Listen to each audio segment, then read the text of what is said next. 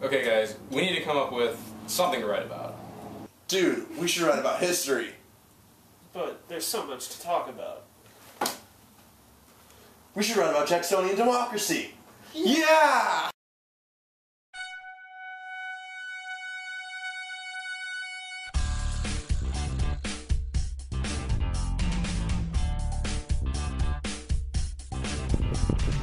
I want a president who supports manifest destiny.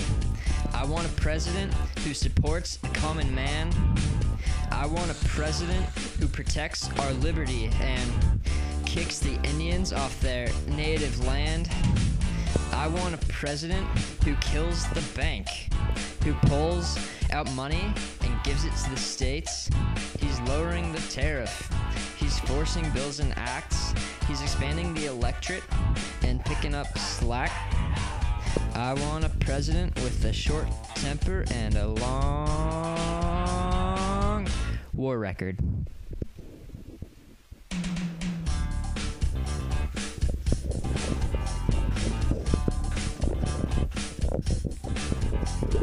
I want a president who rotates office regularly.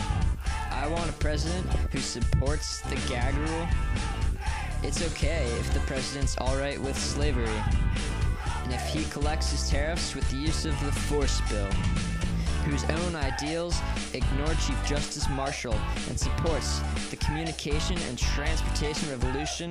He's mean and angry and vetoes Maysville Road. He's touring the country and picking up slack. I want a president with a short temper and a long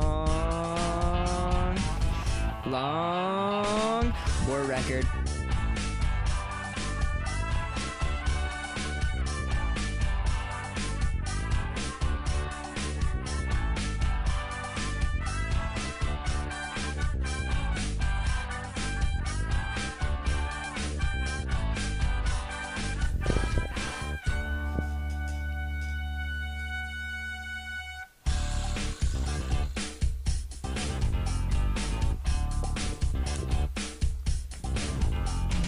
Nullification crisis over the tariff.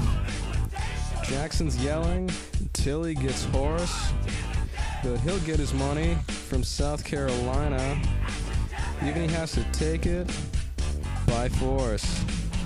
Winchester, Georgia says no to Indian removal. John Marshall's way of taking a stand. Jackson can't kick out the Cherokees, but Jackson ignores him and says that he can. I want a president with a short skirt and a long jacket. Cool transition. Reluctantly crouched at the starting line, Jackson's going for a third term this time, using Martin Van Buren to lengthen his reign, but he's a mini-me, so he's really the same. Jackson gave a specie circular and bailed, pay for a line with gold, or be jailed. Van Buren wanted us in monetary heaven, but instead we got the Panic of 1837. Jackson always wanted the Indians out. He never did it, but he was about to pass the act that Van Buren did to make the Trail of Tears a reality, kid. But in the end, Van Buren's big fail made it so the Whigs were able to prevail.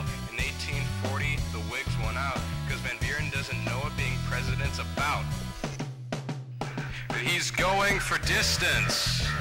He's going for speed, but the country's all alone. All alone! All alone in a time of need.